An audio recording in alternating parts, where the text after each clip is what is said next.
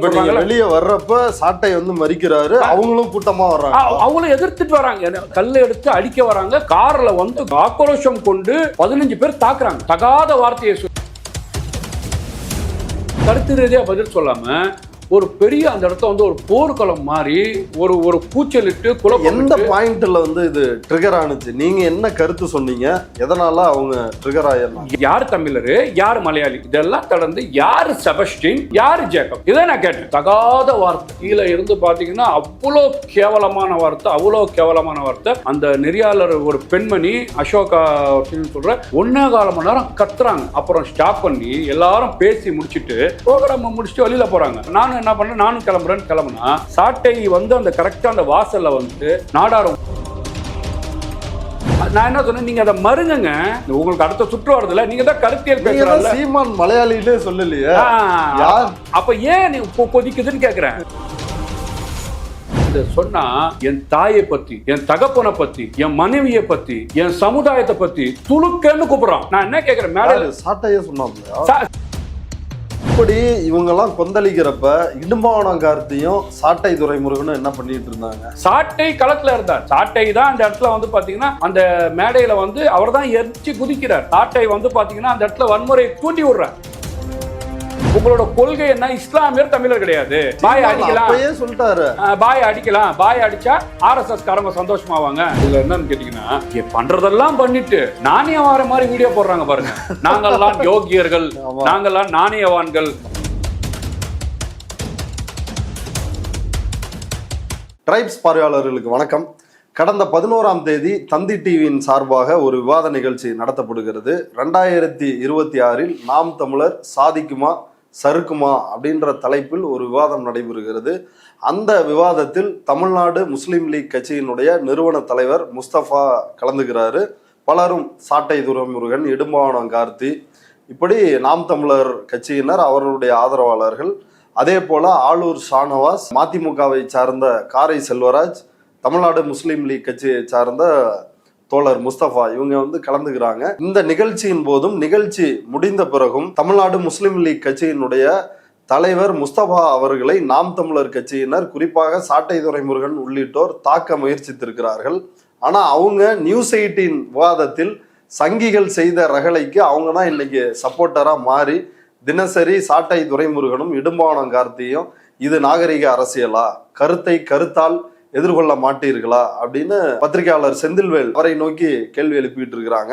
உண்மையில் தந்தி டிவி அந்த விவாத அரங்கில் என்ன நடந்தது அப்படின்றது குறித்து நம்மிடையே பகிர்ந்து கொள்வதற்காக தமிழ்நாடு முஸ்லீம் லீக் கட்சியினுடைய நிறுவன தலைவர் தோழர் முஸ்தபா அவர்கள் இணைந்துள்ளார். வாருங்கள், அவரோடு விவாதிக்கலாம். சார் வணக்கம். சார் வணக்கம். சார், தந்தி டிவியில கடந்த இந்த 11ஆம் தேதி ஒரு நிகழ்ச்சி நடைபெறுது. அதுக்கு பிறகுதான் இந்த நியூஸ் 18 நிகழ்ச்சியில மக்கள் சபையில அந்த பிரச்சனை வந்தது. அதுக்கு முன்னாடியே இது நடைபெற்று இருக்குது. இந்த நிகழ்ச்சியில நடந்தது என்ன? இல்லை, என்னன்னு கேட்டிங்கன்னா 11ஆம் தேதி தந்தி டிவியில் மக்கள் மன்றம் ஒரு நிகழ்ச்சி நடத்துகிறாங்க. இந்த நிகழ்ச்சியில் பார்த்தீங்கன்னா நாம் தமிழர் சேர்ந்த 3 பேர் கலந்துக்கிறாங்க. அந்த சபியுல்லான்ற ஒரு நபரும், சாட்டை துரைமுருகனும், சாட்டை துரைமுருகன், இடும்பாவனம் கார்த்தி கலந்துக்கிறாங்க. இமாம் சைஃபுல்லா கலந்துக்கிறாங்க. இங்கே வந்து விசிகே சட்டமன்ற உறுப்பினர் ஷானவாஸ் அவர்களும், மதிமுக காரை செல்வராஜ் அவர்களும், நான் வந்து பார்த்தீங்கன்னா தாவேக்காவோட ஆதரவு நிலைப்பாட்டில் தமிழ்நாடு முஸ்லீம் நான் கலந்துக்கிறேன். இதில் வந்து பார்த்தீங்கன்னா முதல் சுற்று ரெண்டு சுற்று. முதல் சுற்றை எல்லாருமே பேசுகிறோம், முடியுது. ரெண்டாவது சுற்று பேசுகிறோம். முதல் சுற்றுல வந்து பார்த்தீங்கன்னா இவங்க வந்து பார்த்தீங்கன்னா எல்லாரையும் விமர்சிச்சாரு. யார அந்த நாம் தமிழர்காரர்கள் எல்லாம். நான் முதல்ல ஆரம்பிக்கும் போது நான் என்ன கேட்குறேன், 3 பேரை கூப்பிட்டுருக்கீங்க நாம் தமிழர், ஓடாத வண்டிக்கு அதுக்கு 9 சக்கரம். தமிழ்நாட்டில் அது ஓடாத வண்டி. இந்த தமிழ்நாட்டில் வந்து டெபாசிட் இழக்கிற தேர்தலில் வந்து பார்த்தீங்கன்னா நாம் தமிழர் இருக்கு. இங்கே தொடர்ச்சியாக தமிழ்நாட்டில் நாங்கள் அரசியல் செய்கிறோம்னு சொன்னால் யாருக்காச்சும் 10 பைசா பிரயோஜனம் இருக்கா? மக்களுக்கும் பிரயோஜனம் இல்லை, நாம் தமிழர் இறக்கும் பிரயோஜனம் இல்லை. இவங்க என்னைக்கு சட்டமன்றத்துக்கு போகிறாங்க? 2026 2096 கூட போக மாட்டாங்க. மொட்டை தலைக்கு எதுக்கு ரோலான் சீப்பு, ஓகே, சுடுகாட்டுக்கு எதுக்கு அலங்கார விளக்கு, இதெல்லாம் வச்சு இந்த கட்சி வந்து சாதிக்குமான்னு கேட்கறது நீங்க சொல்லக்கூடிய தலைப்பே வந்து தவறுங்க. இது இந்த ஒருபோதும் சாதிக்காதுன்னு அவங்களோட இதை தாண்டி விமர்சனம் வச்சாங்க. அந்த நீங்க அந்த நிகழ்ச்சியை பார்த்தா தெரியும். அப்ப என்னோட கருத்தை நான் எடுத்து வைக்கும் போது நான் என்ன கேட்கிறேன், தமிழர் ஆள வேண்டும், தமிழர் ஆள வேண்டும் அப்படின்ற யார் ஆளல? தமிழர் இந்த நாட்டுல தமிழர் ஆண்டு இருக்கிறாங்க. நீங்க வந்து திமுக இருந்தாலும் சரி, யாரா இருந்தாலும் சரி, எவ்வளவோ ஆட்சியில் இருந்தவங்க தமிழரா இருந்தா தமிழ் மக்களுக்காகவும் தமிழ் மண்ணுக்காகவும் பல கொண்டு வந்திருக்கிறாங்க. அப்ப யார் ஆண்டாலும் இவங்க மலையாளி, இவங்க கன்னடம், இவர் தெலுங்கு, புரியுதா உங்களுக்கு? இந்த நாட்டுக்காகவும் இந்த மக்களுக்காகவும் போராடின பெரியாரை நீங்க எப்படி விமர்சிக்கிறீங்க? அதையும் கேவலமான நான் இதுன்னு கேட்கிறேன். யாரு மலையாளின்னு மக்களுக்கு தெரியும்னு கேட்டேன். இப்ப சமீபத்துல சீமான் அண்ணாவை குறித்து அண்ணா குறித்து இழிவா பேசுறாரு. புரியுதா உங்களுக்கு? இவங்க முன்னாள் முதலமைச்சர் ஜெயலலிதா திராவிட சுடுகாடு, 2 ஆம்பளைக்கு நடுவில் பொம்பளைய படுத்திருக்கா. என்ன பேச்சு இதெல்லாம்? நான் கேட்கிறேன், உங்களோட கருத்தியல் ரீதியா மோதுன்னு சொன்னா நீங்க வந்து பிச்சைக்காரன் சொல்றீங்க, அண்ணாவை அப்படி பிச்சைக்காரன் சொல்றீங்க, இவன் 3 பேருக்கு நடுவில் ஒரு லேடிஸ் படுத்துக்கிறான்றீங்க. ஏதோ உங்க மேல வந்து ஒருத்தவங்க வழக்கு கொடுக்க வந்தா அது நீங்க வழக்கு ரீதியா சந்திக்கணும். அந்த லேடியை பார்த்து வேசி மகள்னு சொல்றீங்க. இந்த பெண்களை வந்து எவ்வளவு கொச்சப்படுத்தி பேசி, நான் பெண்களுக்கு பாதுகாப்பா இருக்கிறேன், நான் வந்து பாத்தீங்கன்னா எங்களோட எலெக்ஷன் 234 தொகுதியில நாங்க விகிதாச்சாரம் அடிப்படையில 3ல் 1 பங்கு 2ல் 1 பங்கு நாங்க பெண்கள் கொடுக்க. யாரை ஏமாத்துறீங்க? உங்கள் ஏமாற்றத்தை இந்த மக்கள் நம்பல. முழுக்க சீமான் வந்து என்னன்னு பாத்தீங்கன்னா, நீங்க கருத்தியல் ரீதியா மோதுங்க. நீங்க முதல் சுற்றுல நான் பேசுறேன்னா அதுக்கடுத்து நீங்க பேச போறீங்க. நீங்க தடுங்கன்னா 1.25 மணி நேரம் அந்த ப்ரோக்ராம நிப்பாட்டுறாங்க. நிப்பாட்டி அந்த நெறியாளர் இப்ப நீங்க பேசி முடிக்கிறீங்க. முதல் ரவுண்டு இவங்க எல்லாரும் முதல் ரவுண்டு 6 பேரும் முடிச்சிட்டோம். 6 பேரும் பேசி 2வது ரவுண்ட்ல அவங்க சீமான் சார்ந்த ஒருத்தர் பேசுறாரு. அதுக்கடுத்து நான் பேசுறேன். அதுக்கப்புறமா சீமான் கட்சி சார்ந்தவங்க 2 பேர் பேச இருக்கிறாங்க. சாட்டை துறைமுகனும் இடுமாவளம் கார்த்தியும் பேச இருக்கிறாங்க. அப்ப நாங்க சொல்லக்கூடிய கருத்து தவறா இருந்தா முஸ்தபா வந்து பாத்தீங்கன்னா உண்மைக்கு பொய்யான செய்தியை வந்து சொல்றாருன்னு நீங்க தான் கருத்தியல் ரீதியா மோதுவீங்களே. இப்ப வீடியோ எல்லாம் போட்டிருக்கலாம் இல்லையா? நாங்க கருத்தியல் வளர்க்கப்பட்டோம், கருத்தியெல்லாம் மோதப்பட்டோம், நாங்க பல வரலாறா படிச்சிருக்கிறோம் அப்படின்லாம் பேசுறீங்களா? அப்ப கருத்து ரீதியா பதில் சொல்லாம ஒரு பெரிய அந்த இடத்துல வந்து ஒரு போர்க்களம் மாதிரி ஒரு கூச்சலிட்டு எந்த பாயிண்ட்ல வந்து இது ட்ரிகர் ஆனிச்சு? நீங்க என்ன கருத்து சொன்னீங்க?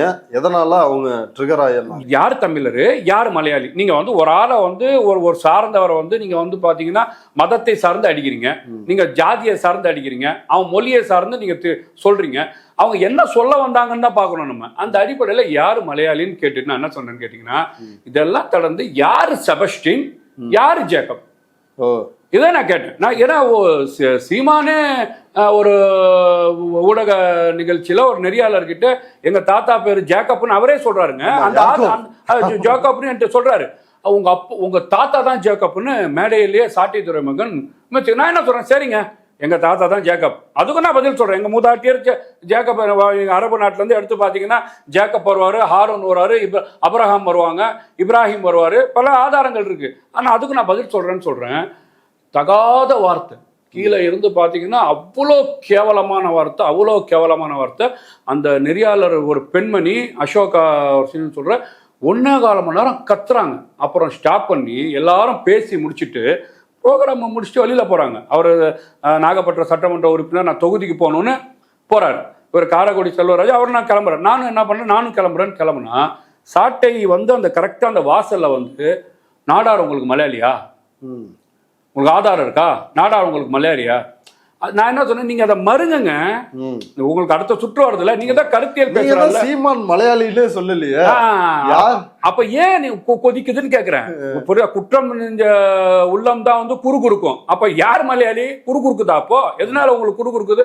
இத சொன்னா என் தாயை பத்தி, என் தகப்பனை பத்தி, என் மனைவியை பத்தி, என் சமுதாயத்தை பத்தி துளுக்கன்னு கூப்பிடுறான். யாரு? நான் வந்து இஸ்லாமியர்கள் பாதுகாவலன், கிறிஸ்தவர்கள் பாதுகாவலன் போலி வேஷம் போடுறாங்கல்ல நாம் தமிழர் இயக்கங்கள், துளுக்கன்னு கூப்பிடுவான். யாருக்கு இந்த துளுக்கன்? யாரு கூப்பிடுவா? RSS கூப்பிடுவான், பஜ்ரங் கூப்பிடுவான், விஸ்வ இந்து பரிஷத் கூப்பிடுவான். புரியுதா?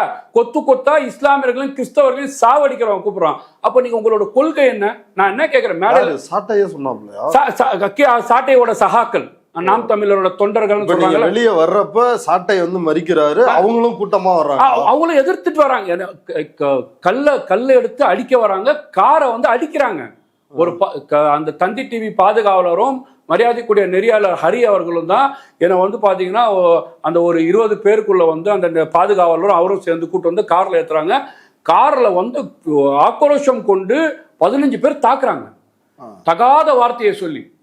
கேட்குறேன், இந்த இடத்துல வந்து நாங்கள் வந்து பெரியவர்களை மதிப்போம் சொன்னோம். என் தாயை சொல்லி, என் தகப்பனை சொல்லி, என் மனைவியை சொல்லி, என்னோட சமுதாயத்தை சொல்லி அவ்வளோ இழிவாக வந்து அங்கே இடத்துல தாக்குறாங்க. இதுதான் நாம் தமிழ். நான் அதான் மேடையில் கேட்டேன், ஏங்க ஆர்எஸ்எஸோட கொள்கை தானே உங்கள் கொள்கை. ஆர்எஸ்எஸ் என்ன சொல்லுது, இந்த நாட்டில் முஸ்லீம்கள் இருக்கட்டும், கிறிஸ்தவர் இருக்கட்டும், ராமரை வழிபடணும்னு சொல்லுது. நீங்கள் என்ன சொல்றீங்க, மதத்தை திரும்புன்றீங்க. முஸ்லீம்கள் சாத்தான், கிறிஸ்தவர்கள் சாத்தான், இவங்கெல்லாம் வந்து பார்த்தீங்கன்னா தாய் மதம் திரும்பணுன்றீங்க. அப்போ உங்கள் கொள்கை என்ன? நீங்கள் ஆர்எஸ்எஸ் மேடையில் போய் உட்கார்றதும், ஆர்எஸ்எஸ் பாஜக பிரச்சாரம் பண்ணுவதும், அப்போ ஆர்எஸ்எஸ்னால, இந்து முன்னணினால, இந்து மக்கள் கட்சினால, அர்ஜுன் சம்பத்னாலேயோ ராமகோபாலனாலேயோ இங்க இருக்கக்கூடிய இப்போ ராம ரவிக்குமாரால முடியாதத அப்ப ஆர்எஸ்எஸ் யாரை வச்சு இந்த நாட்டை நடத்தணும் முயற்சி செய்யறாங்க? இந்த தமிழ்நாட்டில் ஒரு பிளவுவாத அரசியலையும் மத கலவரத்தையும் நடத்த முடியல. ஏன்னா அந்த அளவு பார்த்தீங்கன்னா இங்கே கட்டுக்கோப்பா இருக்கு, பாதுகாப்பா இருக்கு. நீங்க தொடர்ச்சியாக வரலாறு எடுத்து பார்க்கும்போது வடநாட்டில் குஜராத்தில் கொத்து கொத்தா சாவடிக்கிறான் 2000 பேரை. தாடி வச்சா அடிக்கிறான், ஜிப்பா போட்டா அடிக்கிறான், தொப்பி போட்டா அடிக்கிறான், புர்கா போட்டா அடிக்கிறான், மாட்டு இறைச்சின்னு சொல்லி ஆட்டு இறைச்சி எடுத்துட்டு போனா அடிக்கிறான், சாவடிக்கிறான்.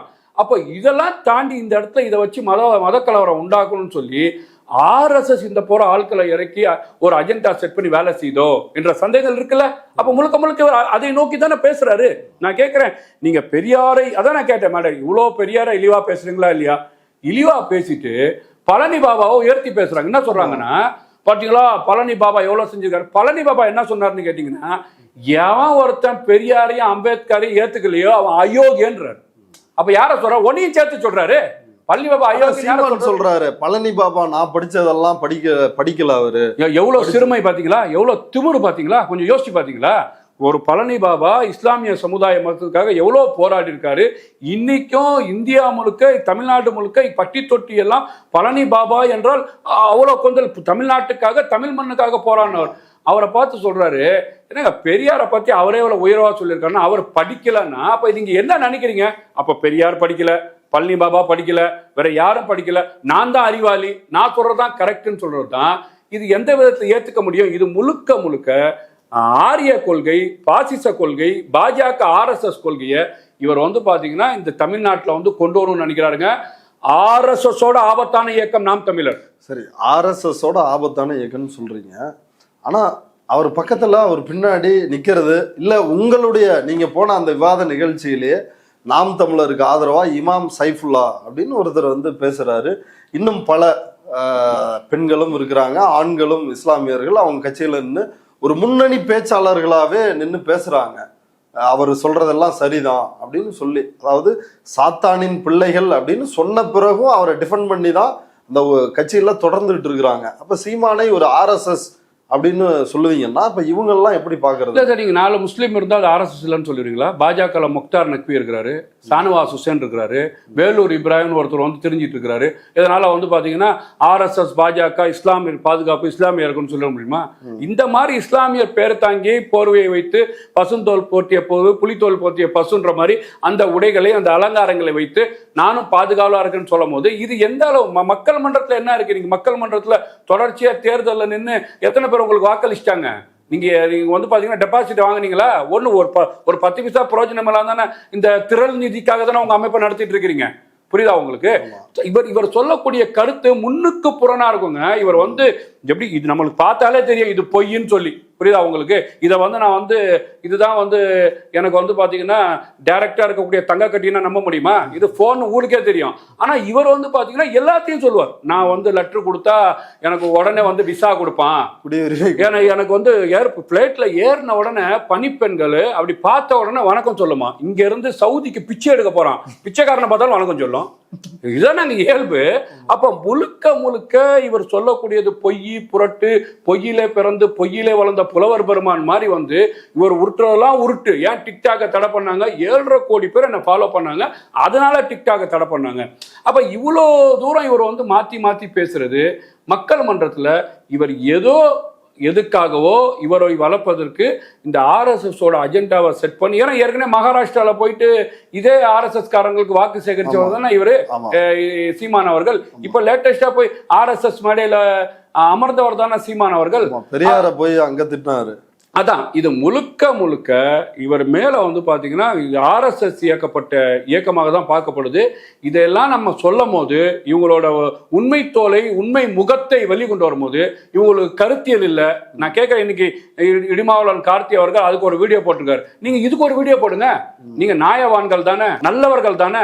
இல்ல அது என்ன சொல்றாரு இடுமாவளவன் கார்த்தினா, ஆபாசமா வந்து செந்தில்வேலோ இல்ல மற்ற தரப்பினரோ வந்து பேசுறாங்க, கருத்தை கருத்தால் எதிர்கொள்ள மாட்டாங்க அப்படின்னு சொல்லி பயங்கரமா அவரும் வீடியோ போடுறாரு, சாட்டை துரைமுருகனும் வீடியோ போடுறாங்க. ஆனா இந்த நிகழ்வு நீங்க சொல்லிதான் தெரியுது. இல்ல நான் இப்ப என் தாயையும் என் தகப்பனையும் ஆபாசமா திட்டினாங்களே, அப்ப அது வந்து ஆபாசம் கிடையாதா? நாம் தமிழர்கள் திட்டினது ஆபாசம் கிடையாதா? நீங்க அதுக்கு போட்டிருக்கணும்ல, தம்பிகளை அதெல்லாம் பேசக்கூடாது.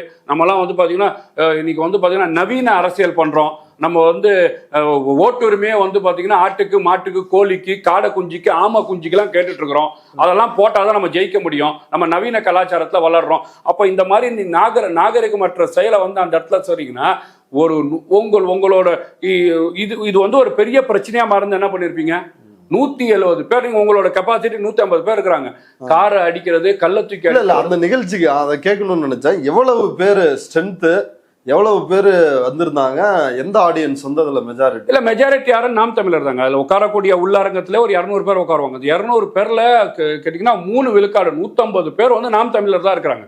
விடுதலை சிறுத்தை சொற்பமான ஆட்கள் இருக்காங்க, மதிமுகவங்க இருக்கிறாங்க, டிவிகே காரங்க ஒரு 30-25 பேர் இருக்கிறாங்க. இவ்வளவுதான் இருக்கு. இவங்கெல்லாம் வந்து பாத்தீங்கன்னா ஆடியன்ஸா வந்தாங்க. கலவரம் பண்ணணும்னு யாரும் வரலாம்ல, புரியுதா உங்களுக்கு? நீங்க வரக்கூடியவர்கள் அந்த இடத்துல வந்து இந்த மாதிரி விவாதத்துல ஒருத்தர் வந்து மோதிக்கொள்வது, ஒருத்தர் பேசிக்கொள்வது, கருத்தியல் இது ஆரோக்கிய விவாதமாக மாறணும். நீங்க அந்த இடத்துல என்ன பண்ணீங்க? ஆரோக்கியமா மாறிச்சு.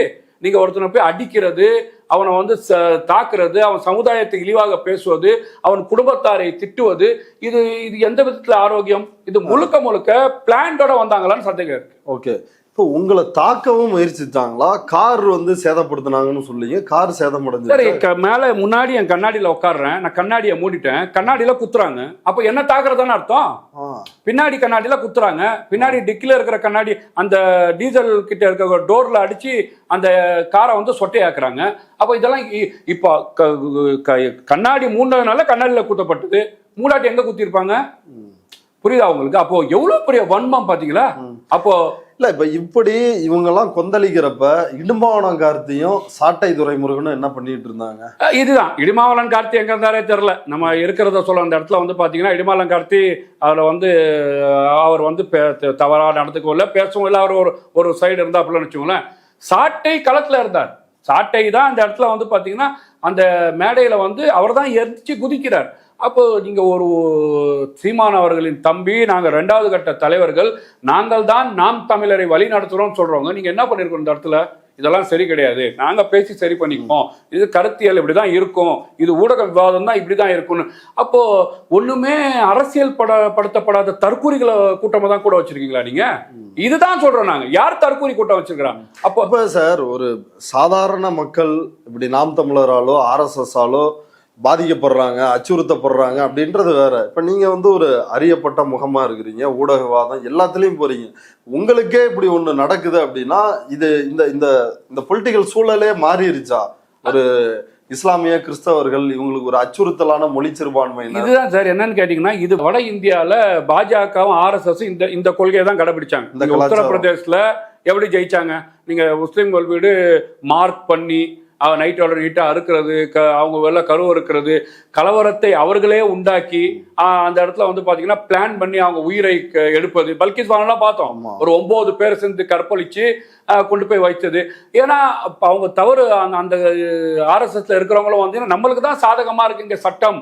ஏன்னா பல்கிஸ் பானுவை கைது செய்தவர்கள்லாம் வெளில வந்தாங்களா இல்லையா? இந்த மாதிரி இப்ப மகாராஷ்டிரா வெடிகுண்டா நீங்க எடுத்துக்கோங்க, அஜ்மீர் வெடிகுண்டு எடுத்துக்கோங்க, மாலேகான் வெடிகுண்டு எடுத்துக்கோங்க. இந்த நாட்டுல வெடிகுண்டு வைத்தவர்கள் நாட்டோட மெம்பர் ஆஃப் பார்லிமெண்ட்டுக்கு போறாங்க, எம்பி ஆகுறாங்க. அப்போ தமிழ்நாட்டில் வந்து பாத்தீங்கன்னா இந்த கலாச்சாரத்தை நம்ம வந்து கையாளுவோம், கடைப்பிடிப்போம், வன்முறையை கட்டவுத்து விடுவோம், வன்முறையை தூண்டுவோம், வன்முறையை உண்டாக்குவோம். இதை வைத்து பாத்தீங்கன்னா இந்து முஸ்லிம் அடிக்கிறது என்னைய, துலுக்கன்னு சொல்றது என்னைய. அப்போ வட இந்தியால முஸ்லிம்களை வைத்துதான் பாஜகவும் RSS அரசியல் செய்யுது. அப்போ இந்த இடத்துல முஸ்லிம்களை அடித்து பாத்தீங்களா நாங்கெல்லாம் இந்துக்களுக்கு பாதுகாப்பா இருக்கோம் எப்படி RSS சொல்றதோ அதை நாம் தமிழர் சொல்ல வருதோ என்ற சந்தேகம் இருக்கா? ஓகே, இது சாட்டை வந்து மொத்தமா கூட்டிட்டு ஒரு தலைமை தாங்கி அப்படி கூட்டிட்டு வந்தாரா இல்ல தற்செயலா வந்து நின்னாரு? எங்களுக்கு இந்த பேசின விருந்தினர்களுக்கு ஒரு வழி, அந்த வழியில நாங்க வரோம். எனக்கு பின்னாடி சாட்டை வர வெளில போறதுக்கு அந்த சைட்ல இருந்து வரது 2 பேரும் அங்க ஜாயிண்ட் ஆகும்ல, நீங்க அந்த சைட்ல இருந்து ஒரு வழி, அங்க இருந்து மக்கள் எல்லாம் வராங்க. மக்கள் வராரு, ஒருத்தர் வந்து அடிக்க வரோம், ஒரு தகாத வார்த்தை, சொல்ல முடியாத வார்த்தையை வந்து உச்சரித்து விட்டு ஏதோ 3ஆம் தர மனிதர் மாதிரி அவ்வளோ கேவலமான வார்த்தை உச்சரித்து விட்டு அவர் அடிக்க வராப்புல. அந்த தந்தி டிவியின் அந்த உடை போட்டிருந்த பாதுகாவலர்கள், அந்த பவுன்சர்கள் அவரை வந்து தடுத்து நிறுத்துறாங்க. சரி கிடையாதுங்கன்னு தடுத்து நிறுத்துறாங்க. கண்டிப்பா தாக்கியிருப்பாங்க. இதை வந்து பாத்தீங்கன்னா சாட்டை வேடிக்கை பார்க்கிறார். சாட்டை வந்து பாத்தீங்கன்னா அந்த இடத்துல வன்முறையை தூண்டி விடுறார். இதுதான் யார் வன்முறையை கட்டுப்படுத்தணுமோ, யார் வன்முறையை அடக்கணுமோ, யார் வந்து பாத்தீங்கன்னா இந்த நாட்டு மக்களுக்கு நல்லது செய்ய போறோம், நாங்க தமிழர்களை பாதுகாக்க பேசுறவங்களோ தமிழர்களை அடிக்க வைக்கிறீங்கன்னு சொன்னா அப்ப என்னன்னு கேட்டீங்கன்னா உங்களோட கொள்கை என்ன? இஸ்லாமியர் தமிழர் கிடையாது. அப்ப என்ன பாய் அடிக்கலாம் சொல்லிட்டாரு, பாய் அடிக்கலாம், பாய் அடிச்சா RSS காரங்க சந்தோஷமாவாங்க, பாஜக சந்தோஷமாவும். இன்னைக்கு அண்ணாமலைக்கு ஆதரவா அறிக்கை விடுறாங்க.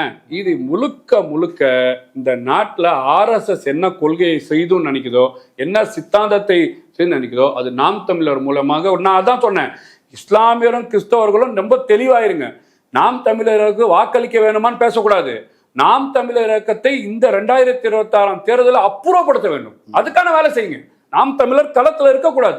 அந்த RSS மோசமான வக்கர புத்தி, RSS மோசமான செயல்பாடு, RSS பிரிவினவாத மென்டாலிட்டி இது நாம் தமிழருக்கு வந்துருச்சு. இவங்களை அப்புறப்படுத்த வேணும்னு நான் பேசுறேன். இதெல்லாம் உங்களுக்கு கோவம். இப்போ தந்தி டிவிக்காரங்க அவங்க உங்களுக்கு சப்போர்ட்டா இருந்தாங்க? இல்லை கண்டிப்பா சார். அவங்கன்னு கேட்டீங்கன்னா அவங்க நெறியாளர் மரியாதைக்குரிய அசோக்னியோ லேடி, அவங்க என்ன பண்ணுவாங்க, இவ்வளோ பேர் வராங்கன்னா அவங்க ஒரு பெண்மணி அந்த இடத்துல வந்து ஹரிஹரன் அவர்கள் வந்து அவருக்கும் அந்த நிகழ்ச்சிக்கும் தொடர்பில் அவர் எங்கேயோ இருக்கிறார், வந்து நின்று இதாங்க இது வந்து நாகரிகமற்ற செயலுங்கன்னு விமர்சிச்சு, நீங்க தவறா செய்றீங்க விமர்சிச்சு என்னை அமுச்சு எனக்கு கூட ஆள் போட்டு வீட்டில் இறக்கி விட்டு எனக்கு ஃபோன் பண்ணி, சார் சேஃபாக இறங்கிட்டீங்களா, நான் வந்து வருத்துறோன்னு சொல்லி என்கிட்ட வந்து பார்த்தீங்கன்னா முழுமையாக அவங்க வந்து கேட்டாங்க. அவங்களே இதை வந்து பார்த்தீங்கன்னா எங்கேஜ் படத்தில் இன்னும் சொல்கிறாங்க, நீங்கள் செய்யக்கூடிய செயல்லாம் நாங்கள் டிவியில் காட்ட மாட்டோங்க, புரியுதா? ஏன்னா அதுக்காக சில பேர் செய்வாங்கல்ல, அதையும் சொல்கிறாங்க. எங்களுக்கு அங்கே நிகழ்ச்சியில் அதெல்லாம் நாங்கள் காட்ட மாட்டோங்க, நீங்க கீழே இப்போ அட்டூழியம் பண்றது பேசுறது இதெல்லாம் காட்டுவோம்னு நினைச்சுலாம் நீங்க பிளான்டா பண்ணாதீங்க, இதெல்லாம் நாங்கள் காட்ட மாட்டோம், நாங்க நிகழ்ச்சியை மட்டும் தான் காட்டுவோன்றதையும் சொல்றாங்க.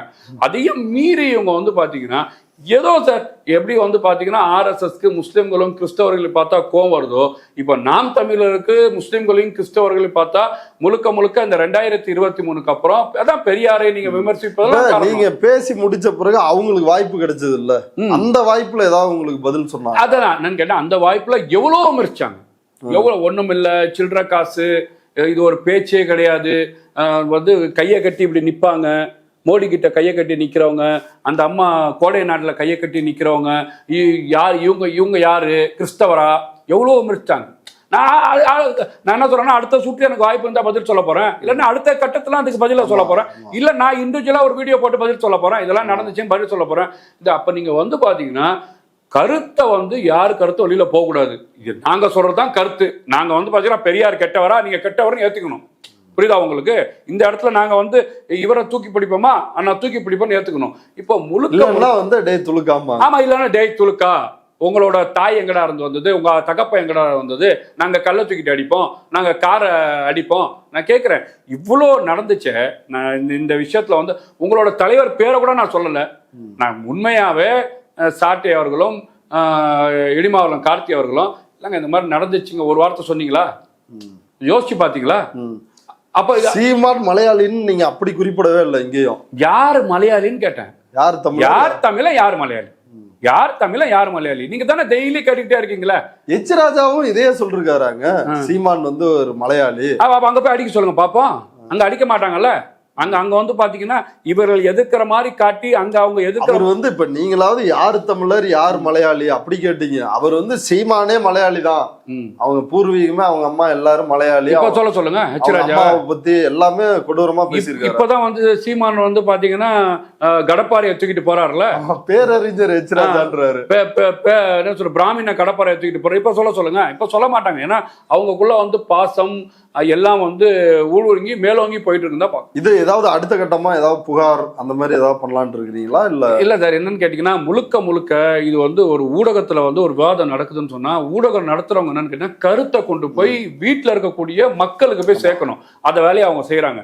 இப்போ நீங்கள் இவ்வளோ பெரிய பிரச்சனை பண்ணுறது, நாளைக்கு அந்த இடத்துல வந்து என்ன நடக்கும், நிகழ்ச்சி நடக்குமா நடத்தாமல் போயிடுமா, இது எல்லாம் நம்ம வந்து பார்த்தீங்கன்னா நம்ம யார், நம்மளும் ஒரு விருந்தினர் அவங்களும் ஒரு விருந்தினர், இதையெல்லாம் அனுசரித்து இதெல்லாம் வேணான்னு சொல்லி வெளில வந்திருக்கோம். அதுக்கு பின்னாடி இவர்கள் வந்து இதில் எனக்கு என்ன இதில் என்னன்னு கேட்டிங்கன்னா பண்ணுறதெல்லாம் பண்ணிட்டு நாணயவார மாதிரி வீடியோ போடுறாங்க பாருங்க. நாங்கள்லாம் யோகியர்கள், நாங்கள்லாம் நாணயவான்கள், நாங்கள் எல்லாம் நல்லவர்கள், நாங்கள் எல்லாரையும் நேசிக்கிறவர்கள், அங்க கள்ளத்துக்கு அடிச்சுட்டு அங்க துளுக்கன்னு கேட்டு நீங்க வந்து வீடியோ போடுறீங்களா? அதுக்காக தான் இந்த வீடியோ போடணும்னு சொன்னேன். ஓகே சார், இவ்வளவு நேரம் நம்முடைய பார்வையாளர்களுக்காக தந்தி டிவியில் என்ன நடந்தது அப்படின்றது குறித்து விரிவாக பகிர்ந்துட்டதுக்கு ரொம்ப நன்றி சார்.